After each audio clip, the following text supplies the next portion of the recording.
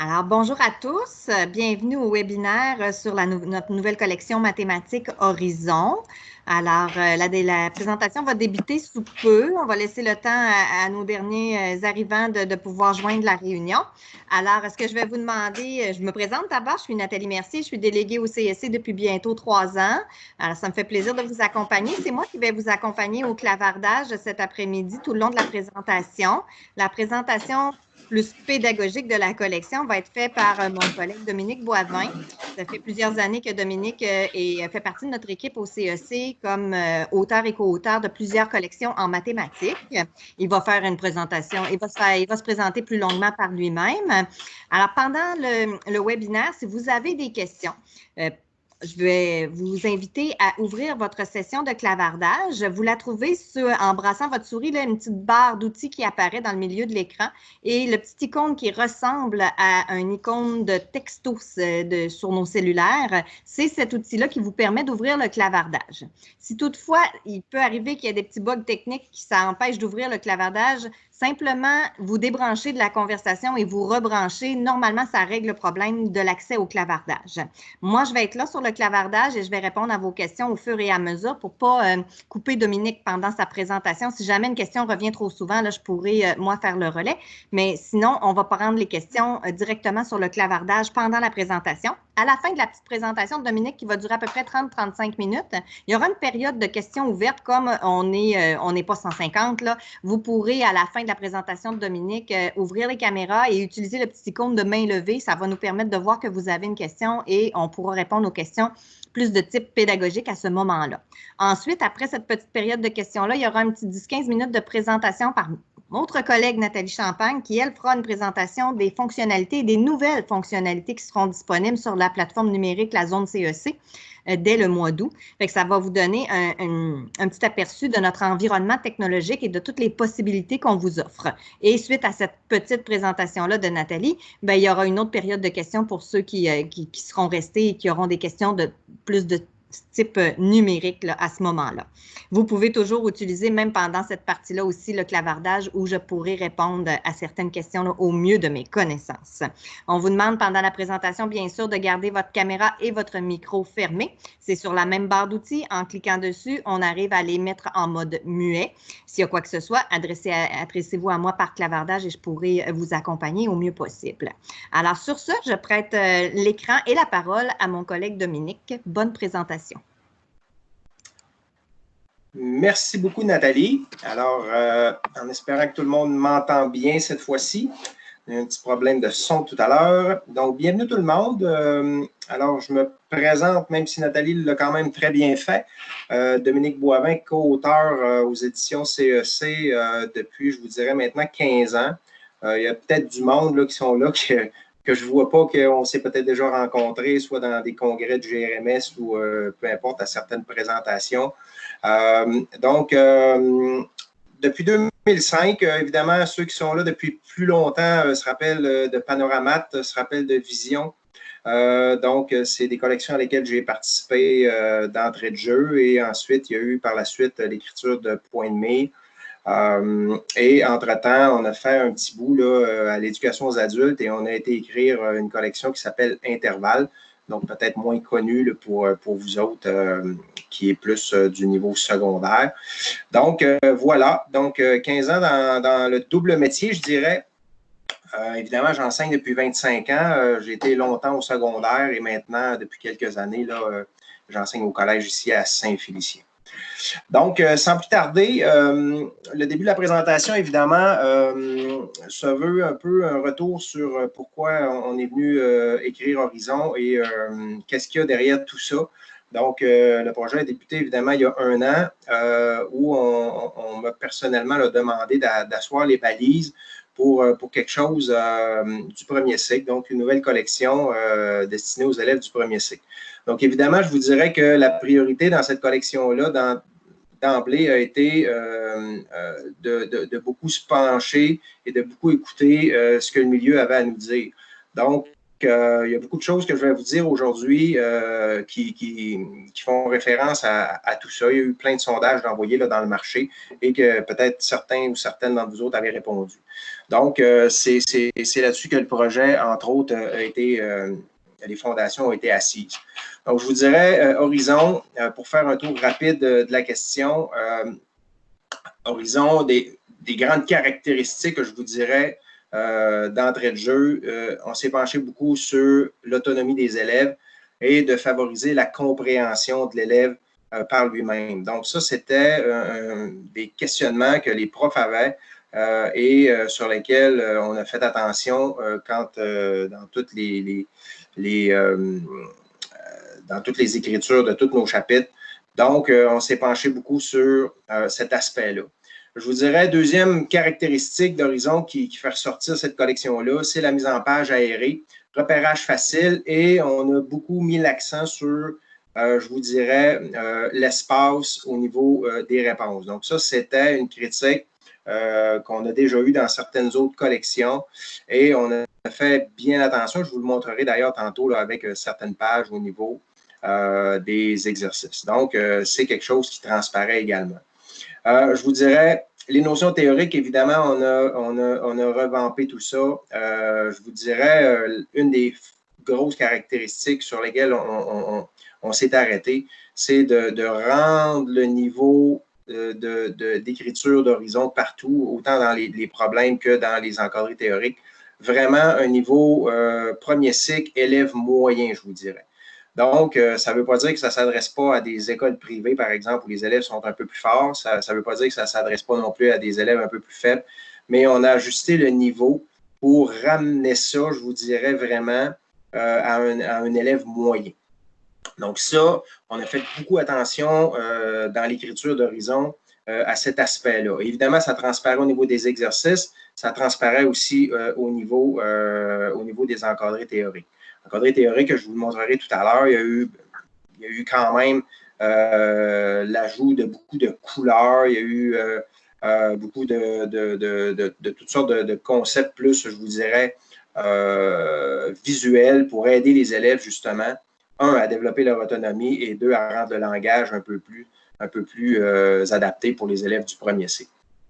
Évidemment, ça va sans dire la grande quantité d'exercices. On est dans un cahier présentement de 400 quelques pages. Donc, ça ne veut pas dire parce qu'on a laissé des espaces réponses qu'on a coupé dans les exercices. On a plutôt été à ajouter des pages. Donc, vous comprendrez qu'on n'a pas perdu de ce côté-là. Évidemment, on a fait bien attention au niveau de la progression des exerciceurs. Donc, début de série d'exercices avec je vous dirais, un niveau un peu plus bas et on y va graduellement. Et tout ça, évidemment, transparaît également dans certaines rubriques qu'on est venu mettre dans Horizon, que je vous parlerai tout à l'heure, entre autres, le garder le cap, qui est une rubrique phare de cette collection-là.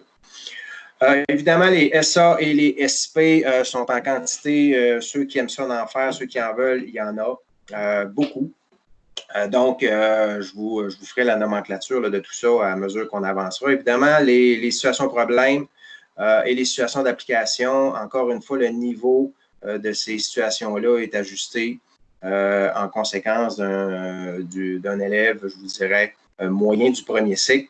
Et il y aura une progression. Là, on a établi une progression au niveau des situations problèmes, entre autres, au début. Je vous le montrerai tout à l'heure. On est dans une progression un peu plus guidée pour l'élève. Donc, voici en gros les caractéristiques, je vous dirais, majeures sur lesquelles on s'est arrêté. Et comme je vous ai dit tout à l'heure,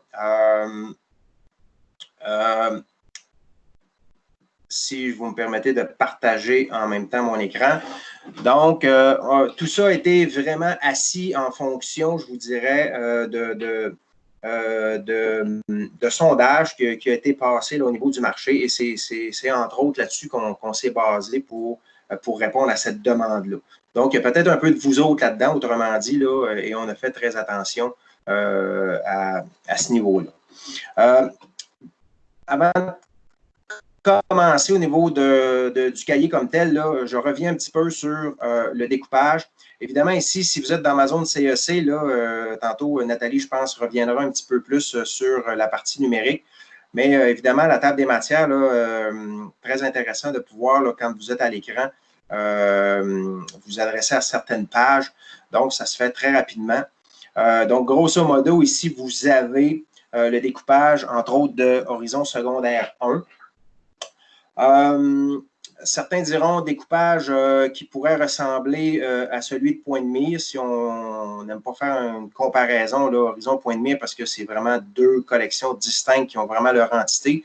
Mais ici, évidemment, de par les sondages, le découpage de point de mire était apprécié et on s'est un peu assis sur ce découpage-là.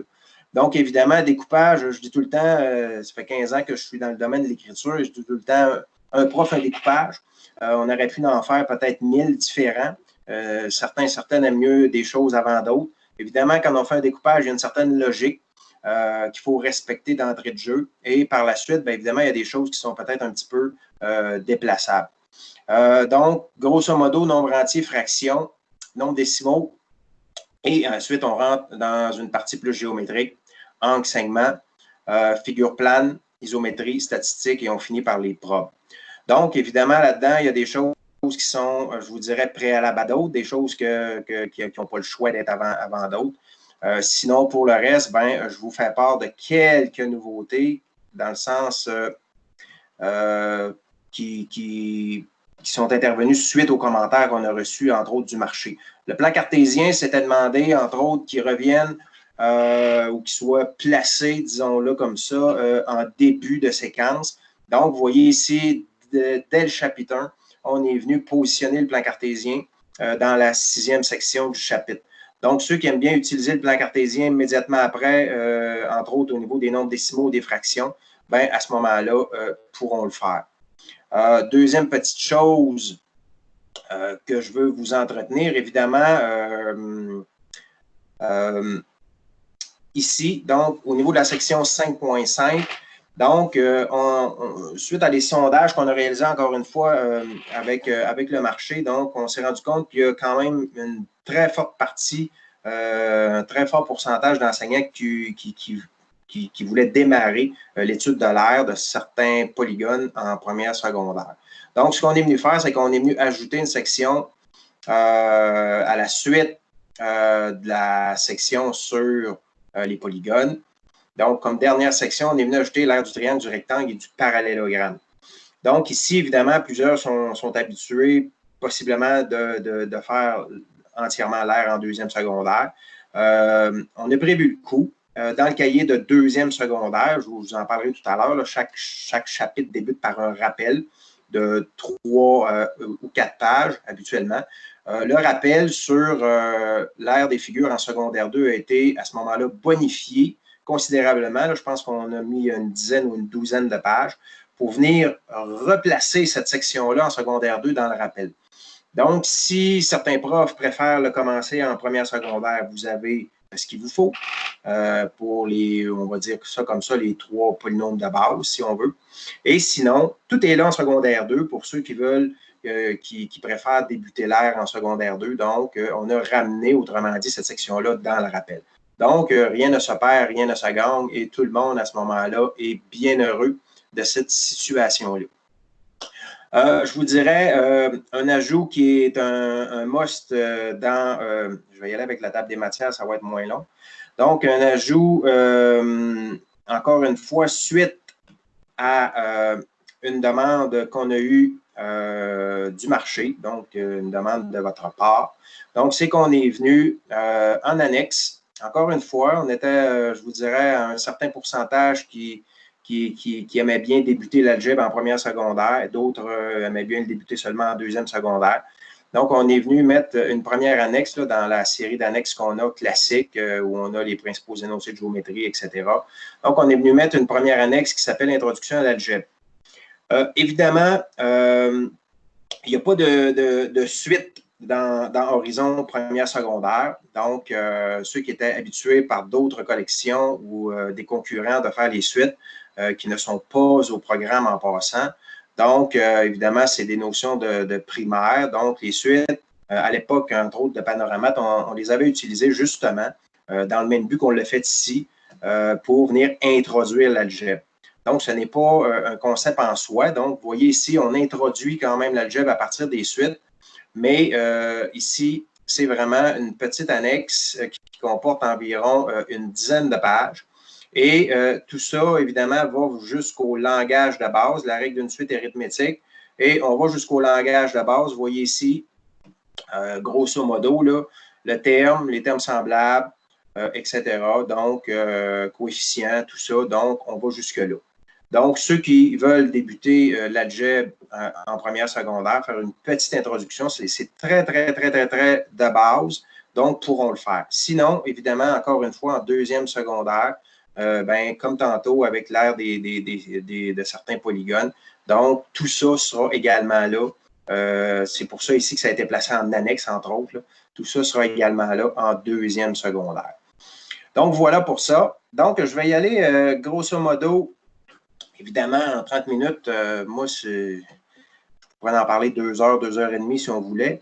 Je vais y aller grosso modo avec le chapitre 2 sur les fractions pour vous présenter en gros comment se décline chacun des chapitres. Donc, vous voyez ici la page d'entrée. Donc, encore une fois, je vous parlais tantôt qu'on avait pris soin de bien adapter le produit pour des élèves du premier cycle. On voit déjà d'entrée de jeu à chacune des pages. Donc, je pense que le visuel déjà parle par lui-même. Et on arrive dans chacun des chapitres qui est décliné de la même façon. Donc, on a au départ un rappel. Quand j'ai assis le concept l'an dernier, j'ai pensé un peu à mettre quelque chose parce que c'était beaucoup ressorti, encore une fois, de par vos commentaires qu'on avait reçus. Bizarrement, là, il doit y avoir des vieux de la vieille de Panoramate encore beaucoup qui existent dans le Québec parce que beaucoup dans les sondages, ça a ressorti qu'il y avait bien les activités qu'on avait mis au départ de chacun des chapitres de Panoramate. Donc, j'ai essayé, je pense que ça a bien réussi d'aller chercher quelque chose d'un peu en parallèle de ça.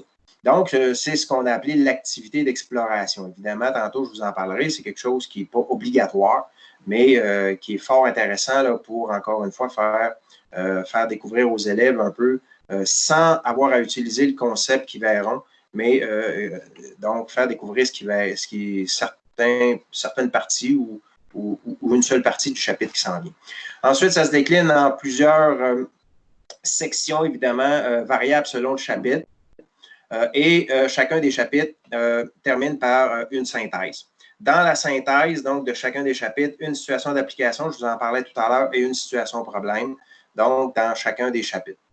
Donc, ceci dit, rapidement, parce que, évidemment, le temps va très, très rapidement. Si on s'en vient, par exemple, en entrée de jeu dans le rappel, donc une petite partie au niveau des concepts théoriques, si on veut. Et ensuite, on y va avec une petite partie d'exerciceur. Donc, vous voyez ici, quand je vous parlais tantôt que le visuel, on a fait très attention d'adapter tout ça, d'aérer tout ça. Donc, vous voyez ici déjà, ça se transparaît. Donc, vous voyez, on parle ici du numérateur, du dénominateur. On a mis des couleurs, on a mis des flèches éclairs pour venir délimiter les choses. Et évidemment, tout ça est très coloré. Donc, vous voyez que ça a été vraiment adapté pour ce type de clientèle-là. Par rapport à ce rappel-là, je ne sais pas si je vais réussir mon coup. Je vais aller m'agrandir à nouveau et je vais aller juste changer de matériel pour vous montrer, entre autres, Nathalie en parlera tout à l'heure de l'aspect numérique, mais vous voyez ici, on était dans le rappel en comparaison de fractions. Vous voyez ici, on a mis un encadré théorique, comparer des fractions, on a mis une démarche en 3 étapes, représenter chaque fraction par un rectangle, évidemment encore là, et c'est une démarche qu'on a choisie en équipe d'auteurs, il y en aurait sûrement d'autres possibles. Vous voyez ici, ensuite, on vient séparer chacun des rectangles en autant de parties qu'il y a que le nombre représenté au dénominateur. On vient colorer le nombre qui correspond au nombre au numérateur de la fraction et ensuite, on vient les comparer. Donc, vous voyez ici, ça, c'est statique. Donc, c'est ce qu'il y a dans le cahier. Si on vient, si vous êtes, par exemple, à l'écran et que vous êtes en présence de vos élèves, donc, vous voyez ici, il y a un aspect numérique qui va être placé un peu partout dans le manuel où on peut venir activer ici ce que je viens de vous lire, en fait, statique dans le cahier. Donc, vous voyez ici, ça, c'est la première étape de notre démarche de tout à l'heure qui vient s'animer. Donc, vous voyez ici, on représente chaque fraction à l'aide d'un rectangle de même dimension et on sépare ensuite chacun des rectangles en autant de parties qui est représenté par nos dénominateurs. Donc, vous voyez ici, on est venu activer à ce moment-là la première étape de notre démarche. Donc, là, je n'activerai pas les deux autres, mais vous comprenez qu'ensuite, il y aura de venir colorer le nombre qui correspond au numérateur de chaque fraction, etc. Donc, vous voyez, c'est un aspect qui est fort intéressant, qui va possiblement venir mettre de l'animation dans votre enseignement. Donc, ces petites animations-là vont être placées un peu partout dans le matériel numérique. Donc, vous voyez ici, on entre avec le rappel. Donc, comme je vous ai dit, je vais y aller le plus rapidement possible. Donc, vous voyez un petit encadré théorique qui tient ici sur une page et demie et une petite série d'exercices qui tient sur une page et demie. Donc, c'est environ 3 à 4 pages, là, les rappels. Et comme je vous disais tantôt, pour comparer avec notre fameux rappel là, de l'ère des 3 figures qui seront vues en secondaire 1. Donc, en secondaire 2, le rappel, si je ne me trompe pas, on l'a augmenté à 10 ou 12 pages. Donc, vous voyez, quand je vous disais que rien ne se perd, donc, ça, c'en est un bon exemple. L'activité d'exploration, donc, vous voyez ici, c'est une activité qui vient vraiment aider l'élève à, je vous dirais, comprendre sans avoir besoin de voir le concept, à comprendre certains concepts du chapitre. Des fois, on a réussi à en introduire un seul. Des fois, c'est 2 ou 3 concepts du chapitre qui sont à même l'activité. Ce n'est pas une activité obligatoire. Vous ne perdez rien si les élèves ne la font pas, mais je peux vous dire une chose qui sont fort intéressantes pour les élèves.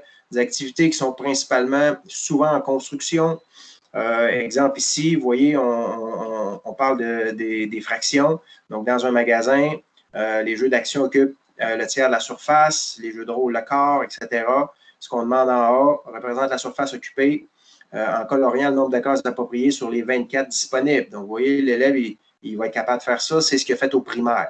Donc, il va venir associer la fraction en colorant le bon nombre de cases. Ensuite, sur la grille, bien là, on a évidemment le plancher du magasin qui correspond aux 24 cases. Il va venir se faire un rectangle qui correspond au magasin et il va venir ensuite placer les sections en colorant la bonne surface de plancher.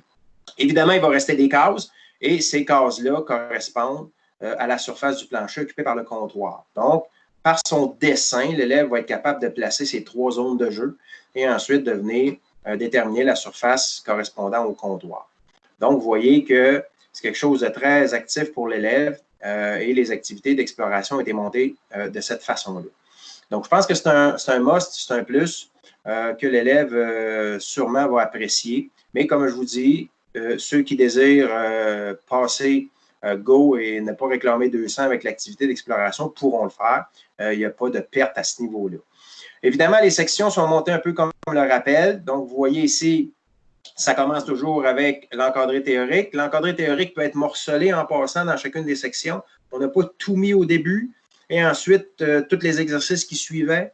Donc, les encadrés théoriques peuvent être morcelés. Ça dépend du nombre de concepts qu'il y avait à avoir dans chacune des sections. Vous voyez encore une fois, là, je le rappelle, au niveau de l'espace, comment les chapitres sont aérés, comment on est venu mettre des couleurs. Donc, vraiment, vraiment là, adapté. Vous voyez ici la division de fractions, c'est frappant. Donc, vous voyez, on a été joindre par couleur là, chacun des termes qui correspondent à la division. Et ensuite, on est venu utiliser ces mêmes couleurs-là dans la division, dans l'exemple qu'on a fait juste en dessous. Donc, vous voyez, là, pour l'élève, on parle d'autonomie. Je pense que c'est important selon les sondages là, pour les profs. Donc, c'est vraiment quelque chose à laquelle on a porté une grande attention. Donc, ça, on le fait partout. Vous voyez, tantôt, je vous parlais de l'espace réponse. Bien, encore ici, vous voyez un exemple. Donc, beaucoup d'espace pour venir répondre. Vous voyez ici, l'élève, il faut simplement qu'il transforme la fraction en nombre fractionnaire. Donc, vous voyez ici beaucoup d'espace pour faire sa division. Donc, encore une fois, c'est une caractéristique majeure de Horizon. Donc, voilà. Donc, on s'en va. Vous voyez ici, encore une fois, un peu plus loin, une autre section de théorie. Donc, on est venu là, dans cette section-là morceler la théorie pour permettre à l'élève de faire un petit bout, aller le pratiquer, faire un petit bout, aller le pratiquer. Donc, entre autres, c'est un concept qu'on est venu agrafé de ce qu'on avait fait dans l'intervalle quand on avait écrit pour les adultes. Donc, c'est de cette façon-là, entre autres, pour évidemment les adultes, on parle d'autonomie. Donc, c'est de cette façon-là qu'on avait travaillé au niveau du cahier intervalle. Donc, vous voyez ici, là, encore une fois, au niveau de l'espace-réponse, vous voyez, on a simplement 3 numéros, 3 problèmes à développement dans la même page, avec beaucoup d'espace, là, du moins, on a toujours évalué selon ce que l'élève avait à répondre pour mettre assez d'espace pour répondre. Donc, voilà une section. Évidemment, là, il y a les sections qui suivent. Je vais utiliser la table des matières pour ne pas trop vous donner mal au cœur. Donc, vous voyez, on est dans le chapitre 2. Donc, le rappel, les sections 2.1, 2.2, 2.3. Donc, on parle de la représentation de fractions, l'addition, soustraction, multiplication, division dans la 3e. Et tout ça, ça va se terminer avec une synthèse. Donc, la synthèse, évidemment, du chapitre, toujours déclinée de la même façon. Donc, la synthèse, questions choix multiples, questions-réponses courtes et questions à développement. Encore une fois, c'est vous autres, le milieu, les profs qui nous avez parlé à ce niveau-là et ça a sorti très, très fort dans les sondages. Donc, la synthèse à fin de chapitre et également le garder le cap que je vous parle dans deux petites minutes et également la révision de fin de cahier sont déclinés de cette façon-là. Donc, vous voyez ici une première partie à choix multiples, une deuxième partie à réponse courte et une troisième partie ici à développement. Donc, chacune des synthèses est déclinée de cette façon-là. Ça se termine tout ça, notre chapitre, par une situation d'application et une situation problème. Situation d'application, ben, c'est les situations d'application évidemment classiques où on est sous forme soit de preuve, où on fait faire une espèce de démonstration à l'élève, donc selon les caractéristiques premières de la situation d'application. Donc, vous voyez ici, encore une fois, beaucoup d'espace pour répondre à tout ça. Et même chose avec la situation problème. Je vous en parlais tout à l'heure, les premiers, deuxièmes, à peu près, chapitres. Dans le deuxième, on l'a un peu moins fait, mais vous voyez ici que la situation problème, on a vraiment été un peu plus aider l'élève, puisque c'est, entre autres, la deuxième. Dans la première, on l'a fait également. Et dans la troisième, là, je ne me souviens plus exactement, mais je pense qu'on a encore mis un petit peu d'aide, mais de moins grande importance. Et à partir, je crois, du chapitre suivant, là, on laisse l'élève à lui-même. Donc, vous voyez ici, on y a mis des petits cues, si on veut. Souligne les moins importants, note l'information pour encadrer des tableaux, repère les données pertinentes, etc. Vous voyez, même dans l'espace réponse. Donc, on est venu même mettre des titres pour l'aider un petit peu plus au début. Présente clairement les étapes, etc. Donc, ça, on l'a fait pour les 2 ou 3 premiers chapitres. Donc, vous voyez, ensuite, valide ton résultat, fournit une réponse complète, assure-toi. Donc, vous voyez ici, là, dès le début de l'année, on vient guider un peu plus les élèves. On est à la fin du chapitre 2. Donc, à la fin du chapitre 2, si on regarde au niveau de notre découpage, à tous les 2 chapitres, on a ce qu'on appelle un garder le cap. Le garder le cap, évidemment, c'est une synthèse des chapitres qui ont été vus avant. Donc, après le 2e chapitre, on a un garder le cap sur les chapitres 1, 2. Après le 4e chapitre, on a un garder le cap sur les chapitres 1, 2, 3, 4. Donc, évidemment, on parle de réinvestissement, on parle d'autonomie de l'élève. Eh bien, voilà. Le garder le cap, évidemment, ça, c'est une de nos inventions d'intervalle à l'époque, entre autres notre collection aux adultes. Encore une fois, basée sur l'autonomie de l'adulte. Donc, on était venu placer ce type de rubrique-là dans l'intervalle qu'on est venu un peu récupérer ici pour les élèves du premier cycle. On trouvait que c'était pertinent de le faire. Donc, ça vient justement de cette collection-là et on l'applique, je pense, de la même façon qu'à des élèves, si on veut, aux adultes. Donc, c'est vraiment au service d'élèves pour venir l'aider à réinvestir les concepts. Donc, je pense qu'encore une fois, cette rubrique-là, c'est une rubrique phare de notre cahier. Évidemment, il y en a également un après les chapitres 1 à 6. Et puisque, à la suite du dernier chapitre de l'année, on a décidé de placer une révision. Donc, le garder le cap après le chapitre 8, vous voyez ici, là, dans la table des matières, donc, le garder le cap, il n'existe pas. C'est la révision qui fait foi de garder le cap à ce niveau-là.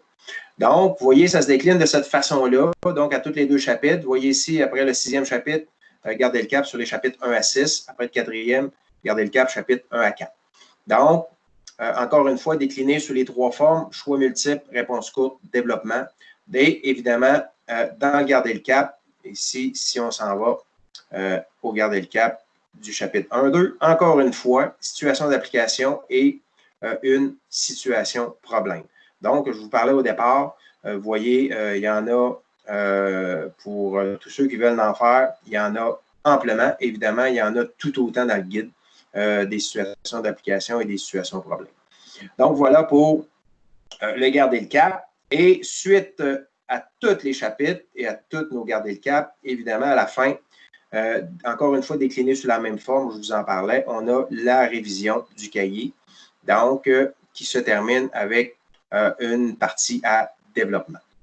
Donc, voilà pour la déclinaison comme telle du cahier. Donc, je vous en ai parlé un petit peu au départ, les annexes classiques, si on veut, principaux énoncés de géométrie, construction géométrique, et ici, on l'a appelé celle-là à l'essentiel, mais évidemment, on parle ici de notation, etc. Donc, encore une fois, là, une annexe classique, et sans oublier notre annexe 1 qui est l'introduction ici à l'algèbre. Donc, voilà pour la déclinaison du cahier. Évidemment, le cahier de secondaire 2 est exactement fait de la même façon. Donc, ça a été une année, je vous dirais, pas de tout repos, écrire les deux cahiers parallèlement. Mais je pense qu'on est extrêmement fiers de ce produit-là. Produit qui répond beaucoup à vos attentes parce que, comme je vous expliquais depuis le début, beaucoup de choses sont là-dedans. Évidemment, on en a toujours discuté en équipe d'auteurs et également avec la direction, mais je pense que beaucoup de profs vont se retrouver là-dedans parce que ça provient de commentaires que vous nous avez faits. Donc, on est très, très fiers de ça. Et ça vous montre un petit peu l'ampleur du travail qui a été fait.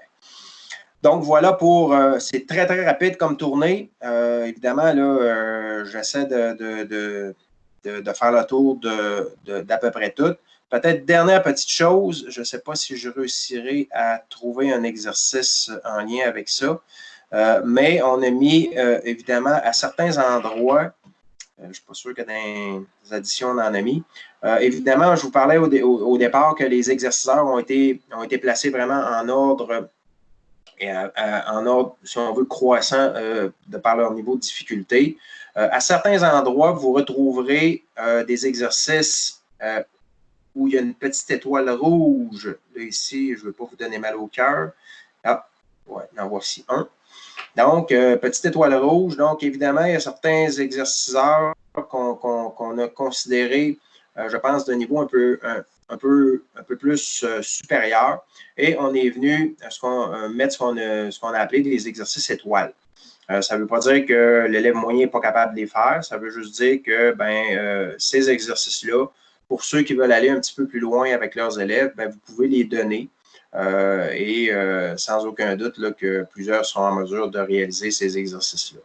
Donc, ça, c'est une petite caractéristique qu'on est venu ajouter un peu partout dans le cahier. Donc, on s'est efforcé d'en mettre un peu partout. Pas trop d'en mettre, juste assez, pour que ceux qui veulent un peu plus pousser la machine avec leurs élèves puissent le faire. Donc, c'est une autre chose là, à laquelle on a pensé. Donc, voilà.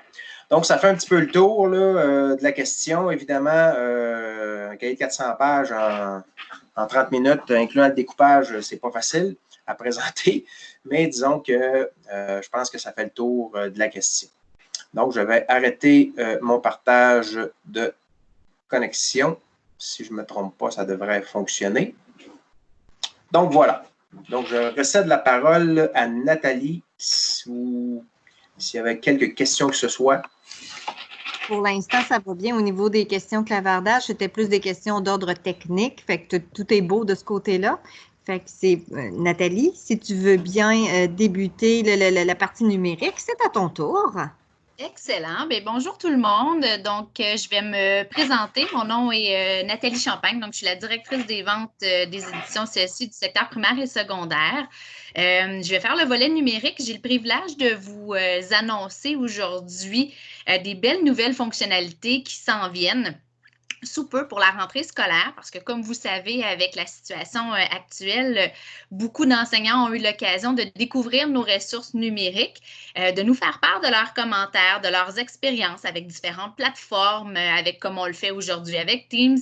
Et bien, ça nous a donné des idées pour continuer d'améliorer la nôtre, qui est ma zone CEC, dans laquelle je vais me plonger sous peu. Mais juste avant, je vais vous montrer un petit peu le fruit de nos réflexions et où on s'en va pour la prochaine rentrée scolaire. Donc, je vais partager moi-même à mon tour mon écran pour vous montrer un petit extrait de ce qui s'en vient. Est-ce qu'on voit bien mon image à l'écran, Nathalie? Oui, tout est beau.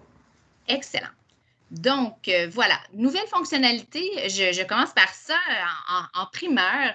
Donc, dans le souci de vous accompagner dans le potentiel d'un enseignement à distance à nouveau, on ne se le souhaite pas, mais si tel était le cas pour la prochaine rentrée scolaire, on a développé des outils, donc à l'intérieur de notre plateforme Ma Zone CEC, à l'intérieur duquel vous allez pouvoir donc créer vos groupes par groupe d'élèves.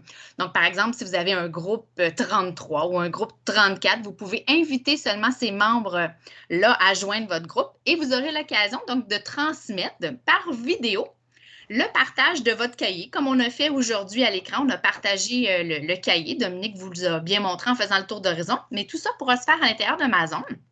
Et ça va permettre donc, en même temps que les élèves vont vous voir, dans lequel vous allez pouvoir poursuivre votre enseignement, les élèves vont pouvoir eux-mêmes continuer à répondre tout en suivant vos explications, vos consignes.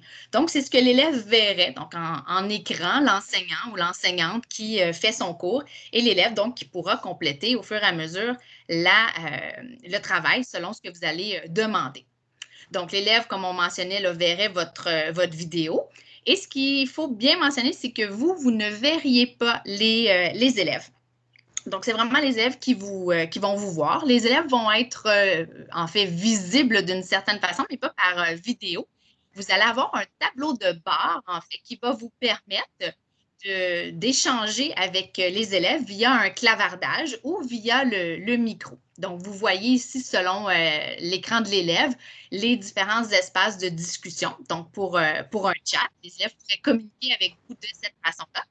Et vous avez actuellement à l'écran l'image de la vision, si vous voulez, de l'enseignant. Donc, en tant qu'enseignant, qu'est-ce que je verrais? Bien évidemment, mon outil de travail, mon cahier, et un tableau de bord qu'on pourrait nommer qui vous indique, dans le fond, qui de vos élèves est présent en classe ou pas. Je vais juste avancer à la prochaine fenêtre, juste ici. Donc, vous voyez, vous êtes en mesure d'afficher les élèves de votre groupe et vous pouvez voir donc qui est en ligne parmi les élèves de votre classe. Donc, on indique ici 15 sur 30, par exemple. Vous allez voir les noms apparaître en effet lumineux pour ceux qui sont présents, en effet ombragé pour ceux qui sont absents. Les élèves pourront essayer d'attirer votre attention avec la main levée. Mais ce qu'il faut surtout mentionner, c'est que vous avez le contrôle de votre plateforme. C'est vous, en tant qu'enseignant, qui avez l'option d'activer ou de désactiver les micros. Peut-être que vous avez déjà eu l'occasion de vivre des situations plus ou moins faciles. On a tous vécu des expériences ce printemps avec l'enseignement à distance. Des fois, ce n'est pas toujours facile de contrôler. Donc, on a décidé que le tout se ferait par votre panneau de réglage à vous. Donc, moins de cacophonie, un plein contrôle, une pleine gestion de votre côté. Et vous allez avoir, évidemment, avec les mains levées, l'option d'échanger en clavardant avec vos élèves ou simplement en activant le micro de celui-ci pour répondre, le laisser répondre ou interagir avec vous. Donc, tableau de réglage tout simple. Vous le voyez ici en un petit peu plus gros, là, chacun des éléments qu'on peut traiter. Donc, comme on mentionnait, l'activation du micro ou non. On voit bien le nombre d'élèves en ligne, qui n'est pas en ligne, etc. Et la caméra. Donc, vous avez l'option de désactiver votre caméra à vous si vous ne souhaitez pas là, être visible vous-même à l'écran, mais simplement qu'interagir. Vous avez ces options. Ça, c'est sur l'écran toujours de l'enseignant. Et vous allez avoir bien évidemment l'option de suivre le fil de conversation des élèves. Donc, le chat, on est capable de voir qui pose des questions, qui avait des interrogations. Donc, si on a besoin d'interagir au niveau pédagogique, on est capable de suivre le fil des échanges à ce niveau-là. Vous voyez ici l'écran de l'élève. En fait, qu'est-ce que l'élève, lui, verrait dans un enseignement à distance? Bien évidemment, son cahier, son écran à lui. Et par la suite, dans le coin ici, la vidéo là, de vous qui êtes présent pour donner vos explications complémentaires. Donc, ça ne masque pas le travail de l'élève, ça lui permet de vous voir tout en continuant sa progression pédagogique, selon si vous avez choisi d'afficher ou non l'espace caméra. Donc, vous allez avoir accès à ça directement. Donc, ce sont les nouvelles fonctionnalités là, qui s'en viennent sous peu. Donc, comme je vous mentionnais, je vais juste arrêter mon partage. Donc, comme je vous mentionnais, ce qui est intéressant, c'est que vous avez donc le plein contrôle de la gestion des micros. Ça va permettre donc à vos élèves de continuer à travailler de façon autonome pendant que vous enseignez, pendant que vous êtes là, pendant que vous pouvez l'accompagner avec des consignes, l'outil de clavardage, comme je mentionnais. C'est surtout aussi qu'il n'y a que les élèves de votre groupe qui sont invités à participer à la réunion, qui seront présents. Donc, on s'assure d'un contrôle à ce niveau-là. Donc, il n'y a pas d'intrus, entre guillemets, qui peuvent être présents. C'est uniquement les gens qui ont été invités à la session. Et ce qui est d'autant plus intéressant, c'est que vous allez avoir aussi un calendrier qui vient s'ajouter pour mieux planifier puis gérer vos cours, mieux planifier et gérer vos sessions d'enseignement à distance avec cet outil-là. Donc, ça vient vraiment faciliter, ça vient vraiment simplifier. Au lieu d'être obligé de passer d'une plateforme à une autre, vous pouvez fonctionner directement à travers la même plateforme qui est votre outil de travail, ma zone CEC. Je vais repartager mon écran. Je vais me rendre justement dans ma zone CEC pour aller vous montrer donc le fruit là, de notre travail jusqu'à présent. Donc, un petit instant, je vais vous partager le tout. Ce ne sera pas bien long. Donc, dans ma zone, on voit bien ma bibliothèque, Nathalie? Tout va bien. Excellent. Donc, je viens de me connecter dans mon site qui est mazonecec.com. Je vous rappelle rapidement, pour ceux qui sont moins familiers, peut-être vous recevez lors d'un abonnement numérique un code d'accès à 8 lettres. Vous activez en cliquant sur le plus ici, le code d'activation qui va vous permettre d'activer votre contenu. Dans ma bibliothèque ici, moi, j'ai deux produits. J'ai le produit Horizon que vous avez vu avec Dominique, qui est la nouveauté de cette année en mathématiques. Et puis, j'ai un autre produit en français, tout simplement, la matière première, qui est un autre outil de travail. Rapidement, je vous mentionnais tout à l'heure que vous avez l'option de créer des groupes, donc de pouvoir sélectionner les élèves que vous aimeriez avoir avec vous afin de pouvoir partager le contenu de votre cahier ou même, dans un autre cas, vous de voir le contenu du cahier des membres de votre groupe. Donc, c'est ça qui est intéressant de faire cette création de groupe-là. Ça vous permet de pouvoir voir dans le travail que vous assignez à l'élève, est-ce que ce travail-là dans le cahier numérique, est-ce qu'il a été complété? Si oui, bien, vous avez l'option, on va aller voir, de le corriger et vous avez l'option même de le commenter. Donc, comment on crée un groupe? Bien, c'est fort simple. Vous avez l'option ici du petit bonhomme qui est juste en dessous du cahier. Lorsque l'on clique dessus, vous avez une option. Moi, j'ai déjà un groupe ici qui s'appelle Groupe Atelier et vous pouvez tout simplement en créer un nouveau. Le mien était déjà créé, donc je vais entrer là, dans mon groupe. Et lorsque j'entre dans mon groupe, ce qui est intéressant, c'est que je vois ici mon livre et j'ai l'option de me promener, donc mon livre à moi en tant qu'enseignant, et j'ai l'option de me promener en utilisant les flèches de gauche et de droite dans les cahiers de mes élèves. Donc, je peux simplement me diriger à droite ou à gauche et je vois apparaître le nom de mon élève à qui j'aimerais peut-être aller vérifier si le travail a été fait ou non. Donc, je peux simplement comme ça naviguer. Au préalable, je peux tout simplement choisir la page dans mon menu que je souhaite consulter afin de savoir si le travail a été fait ou non.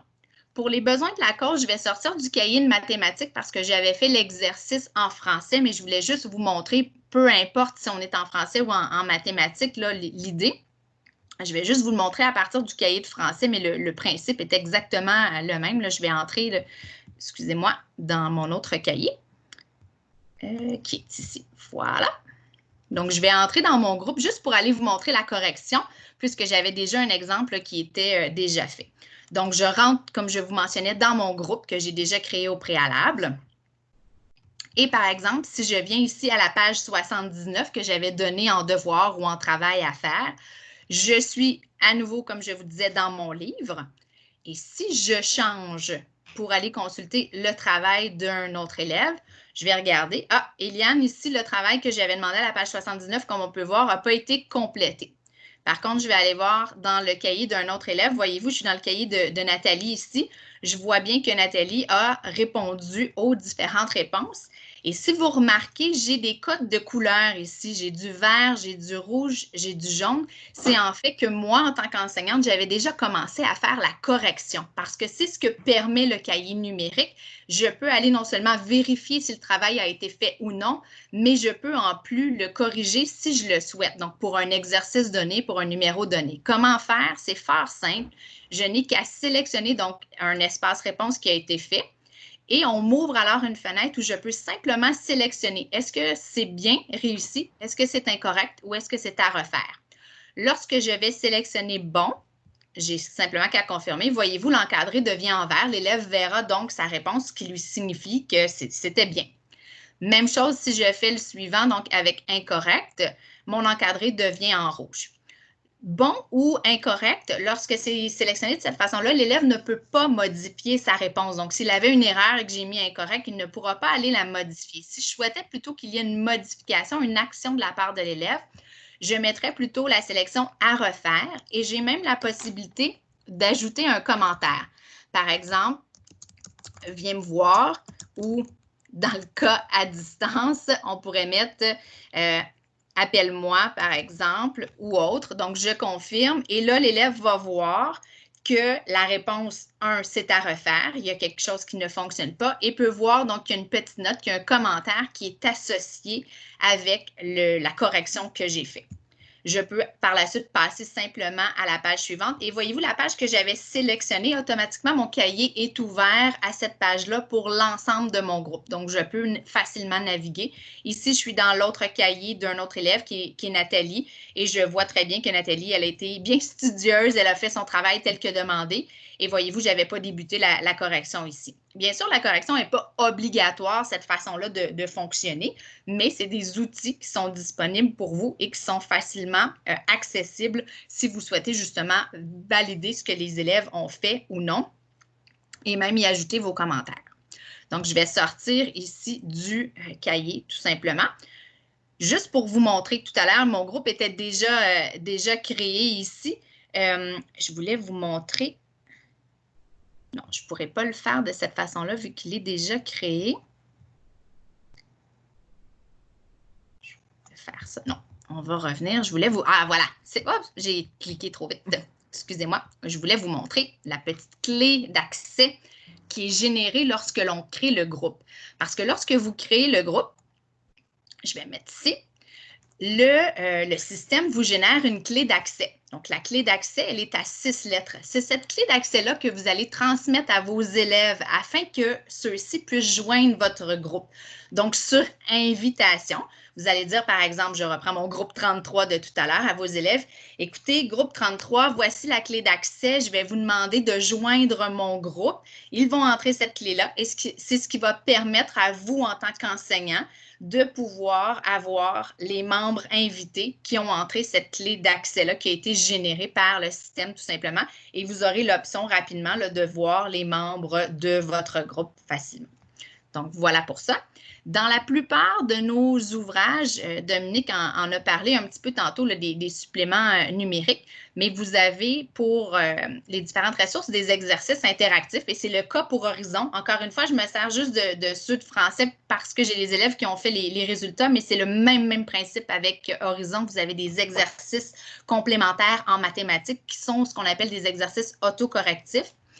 Et via le groupe toujours, vous allez avoir l'option pour ces exercices interactifs-là de voir si vos élèves les ont faits ou pas et également d'y accorder des réglages.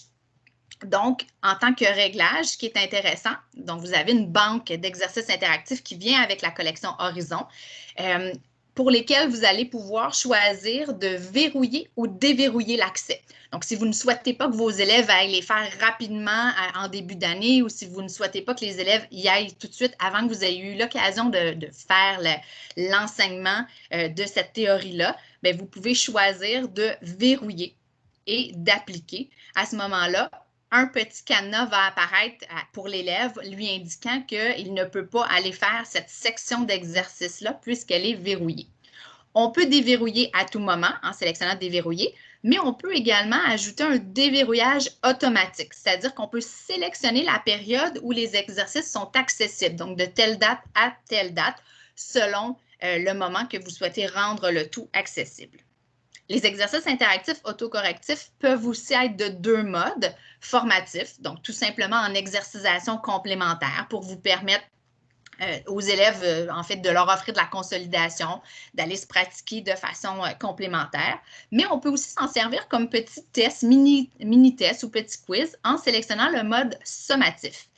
Si je suis en formatif, je peux choisir un nombre d'essais. Donc, je peux laisser une chance, 2 chances à l'élève de se reprendre. Par contre, si je choisis le mode sommatif, automatiquement, par défaut, l'élève n'a pas l'occasion de se reprendre et n'a pas non plus accès à l'affichage du corrigé, la théorie, qui sont accessibles, si on le souhaite, lorsque je suis en mode formatif. Donc, c'est différentes options que vous avez. Il est important de toujours cliquer sur « Appliquer » lorsqu'on veut faire les réglages.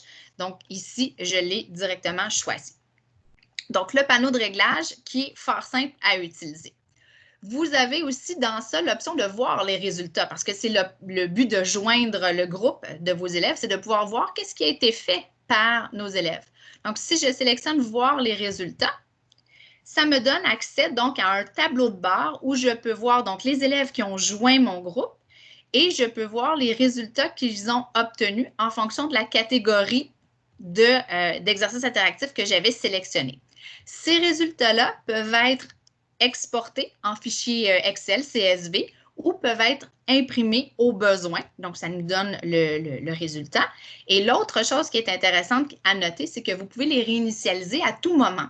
Donc, pendant l'année, par exemple, on termine une étape, vous aimeriez que les élèves puissent faire la révision à nouveau, on peut réinitialiser et reprendre le tout à zéro. Et même chose, par exemple, on arrive en fin d'année, à la toute fin de l'année, après avoir travaillé dans les exercices interactifs d'Horizon, vous pourriez décider qu'on réinitialise le tout, on fait table rase et on recommence pour laisser la possibilité aux élèves de réviser. Donc, ce serait une option que vous avez à ce moment-là. Donc, ça, c'est pour les exercices interactifs.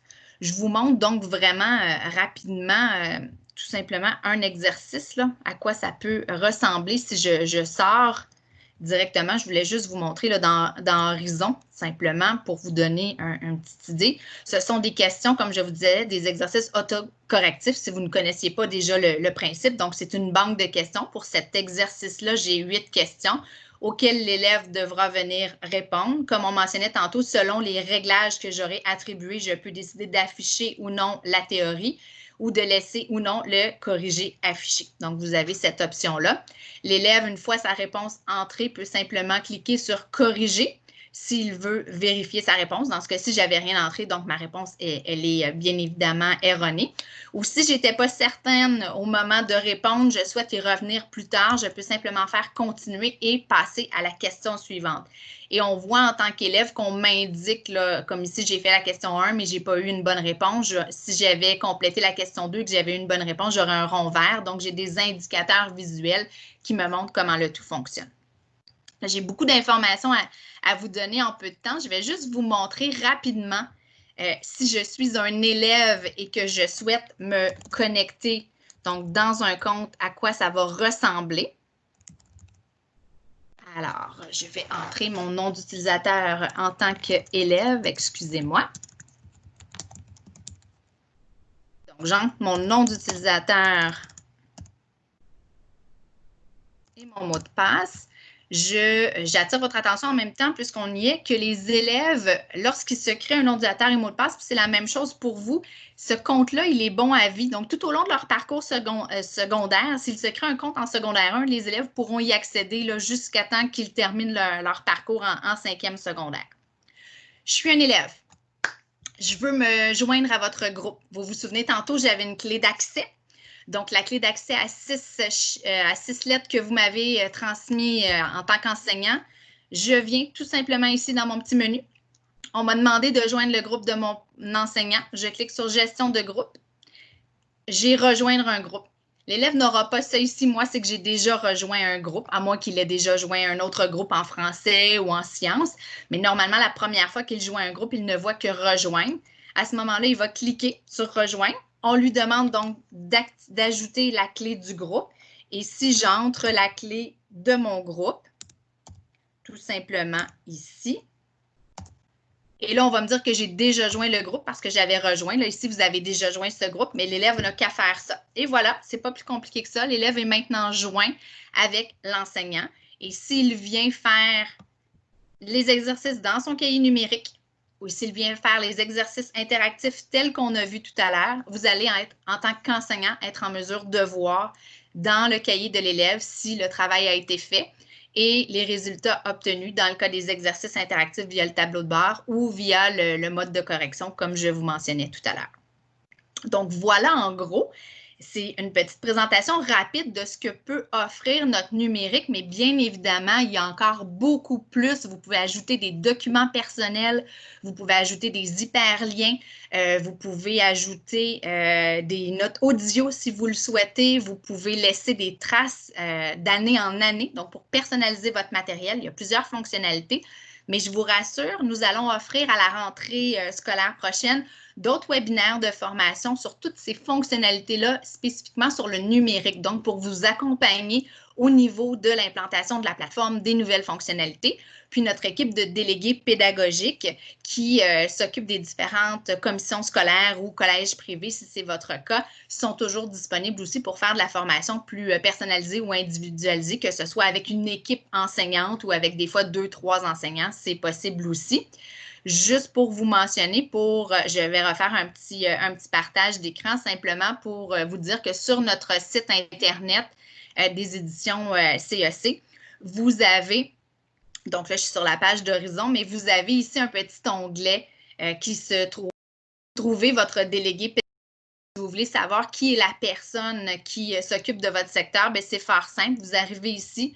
Vous entrez tout simplement le secteur, la région dans laquelle vous êtes, la commission scolaire, et ça va automatiquement vous identifier la personne et ses coordonnées. Donc, si vous avez des questions suite à la présentation d'aujourd'hui, si vous avez des choses à valider, vous aimeriez recevoir un exemplaire du matériel parce que vous ne l'avez pas reçu, ce sera possible de contacter cette personne-là pour qu'on puisse vous accompagner.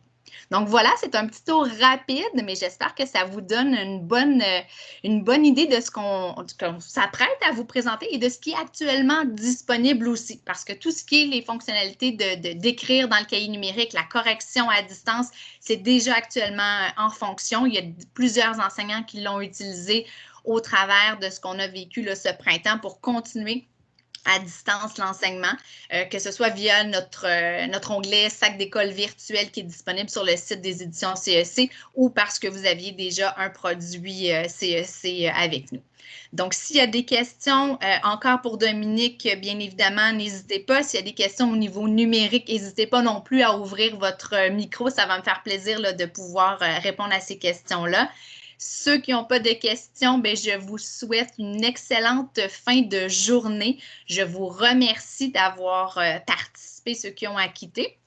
Et juste vous dire que vous allez recevoir un petit formulaire d'évaluation par courriel suite à la présentation d'aujourd'hui. Donc, si vous avez des commentaires, si vous avez besoin justement d'un exemplaire ou si vous avez des questions plus spécifiques, vous pourrez vous servir de cette tribune-là aussi.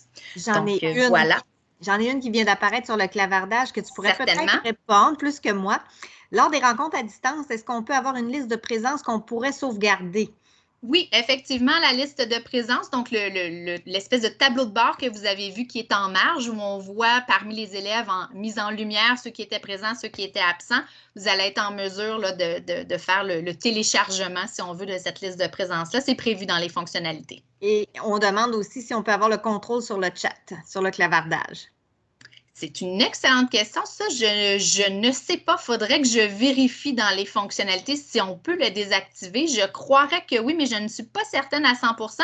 Dans le courriel que j'enverrai pour la suite du webinaire, je répondrai en même temps à la question parce que je ne suis pas certaine de la réponse puis je ne voudrais pas vous induire en erreur. Et ensuite, l'autre question, c'est sur les offres promo du guide d'enseignement. Oui, ben on peut aller voir ça. On peut aller voir ça, ça serait intéressant. Certainement. Alors, je vous ramène dans notre collection Horizon.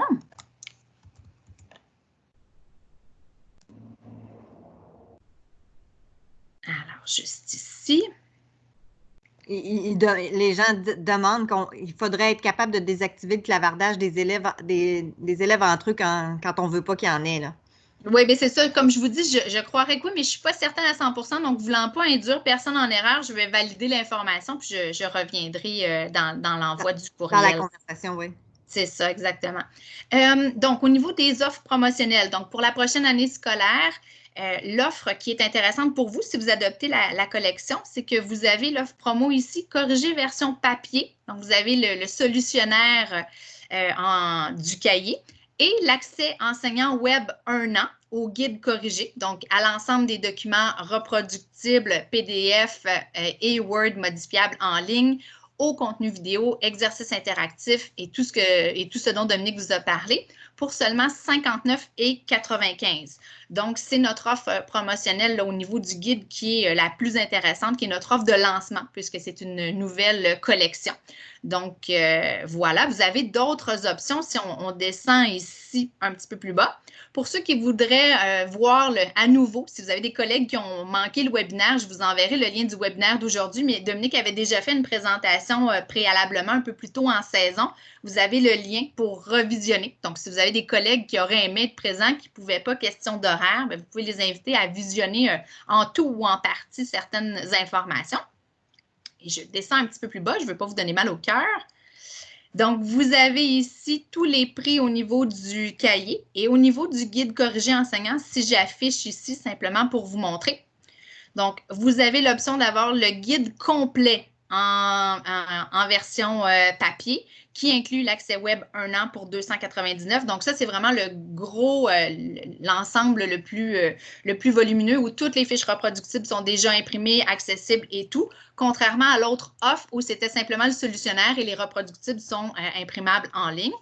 Ou vous avez l'option d'avoir un accès web 5 ans qui inclut, lui, la version papier gratuite du guide corrigé. Donc, dépendamment si vous voulez absolument avoir une version papier du guide corrigé ou si vous êtes plus numérique, vous avez cette option-là. Et l'autre option, c'est celle dont je vous ai parlé tout à l'heure. Donc, le solutionnaire avec l'accès web 1 an qui vous donne accès à tout. Donc, voilà, en gros, les offres qu'on retrouve. Est-ce qu'il y avait d'autres questions, Nathalie? Non, peut-être, si tu es dans ton partage d'écran, tu peux peut-être revenir à la zone. Ça aurait été peut-être intéressant de faire un tour d'horizon sur les composantes numériques de la collection Horizon. Oui, certainement, je vais faire ça rapidement. Donc, si je prends ici la fenêtre Horizon, donc vous allez voir que vous allez avoir accès à du contenu vidéo.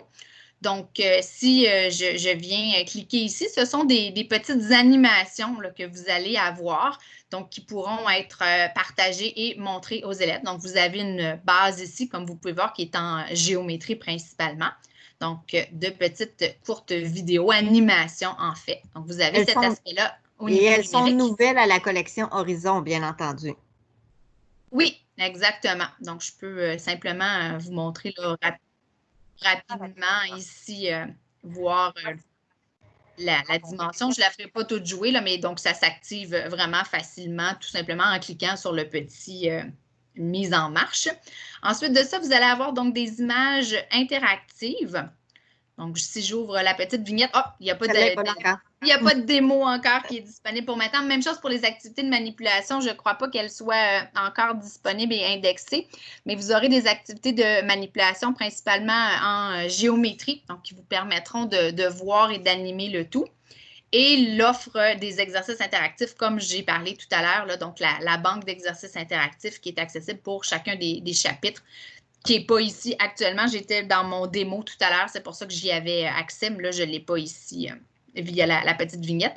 Mais tout ça sera mis en ligne là, dans votre accès enseignant à vous lorsque vous recevrez votre code d'activation à 8 lettres pour votre abonnement d'1 an ou 5 ans selon la version électronique que vous choisirez. Donc, voilà pour ça. Est-ce qu'il y avait d'autres questions? Non, c'est technique, fait que le reste, je vais pouvoir répondre à la dernière question. À moins qu'il y ait des gens qui veulent ouvrir leur micro et leur caméra, bien entendu, là, gênez-vous pas, c'est le moment. Exactement. Puis Dominique est encore là. Si vous avez des questions qui s'adressent particulièrement à lui, il ne faut pas se gêner. Là. On peut ouvrir le tout sans problème. Vous pouvez juste lever la main à tour de rôle, puis on fera la conversation. Sinon, si vous, encore une fois, si vous n'avez pas d'autres questions ou quoi que ce soit, je tiens à vous remercier grandement de votre participation. Puis, gênez-vous pas pour ceux qui ont acquitté. Je vois une main levée, Madame Fatia. Oui, allez-y, Madame. Vous pouvez ouvrir votre micro et poser votre question. Bonjour, j'ai oublié de mettre le micro. Merci beaucoup. Il n'y a pas de problème. Moi, j'ai une question sur les exercices interactifs en mode évaluation ou en mode sommatif. Oui. Est-ce qu'on peut, parce que j'expérimente beaucoup, je suis avec Sommet présentement, puis quand on télécharge les résultats de nos élèves, on a toutes les activités interactives qui ont été faites ou pas faites, qui sont téléchargées au même moment. Est-ce qu'il y aura un moyen, est-ce qu'il y a un moyen de choisir seulement celles qui nous intéressent à télécharger, enfin les résultats qui nous intéressent à télécharger? Selon le bloc résultat qui a été complété, que vous exportez, donc selon le bloc choisi au niveau des résultats. Comme là, tout à l'heure, j'étais en français, mais c'était uniquement les résultats du nom qui s'affichaient. Donc, c'est vraiment par bloc. Donc, ça pourrait être 1.1, la section 1.1, le chapitre 2.2. C'est vraiment par petite section. OK, parfait. Ben, merci beaucoup. C'était tout. Merci. Est-ce qu'il y a d'autres questions? Je n'ai pas pour lever la main si c'est le cas. Je pense qu'on a fait un bon tour. Oui. Excellent. Bien, je souhaite une excellente fin d'année scolaire à tous dans cette situation un peu particulière. Comme je vous mentionnais tout à l'heure, on va être là à la rentrée scolaire pour vous accompagner avec d'autres formations qui vont être plus poussées sur, évidemment, toute la plateforme. Mais aujourd'hui, l'objectif était vraiment que vous ayez un tour d'horizon de la collection Horizon, justement, sans vouloir faire de mauvais jeux de mots. Donc, d'avoir un bel aperçu de ce qu'on vous propose cette année là, avec cette belle nouvelle collection-là. Puis, en même temps, de vous donner un aperçu là, des fonctionnalités numériques et de tout ce qui est possible de faire maintenant avec notre plateforme Amazon CEC. Donc, je vous souhaite une excellente fin de journée. Puis, n'hésitez pas à contacter vos délégués pédagogiques s'il y a quoi que ce soit. Merci beaucoup à nouveau. Au revoir.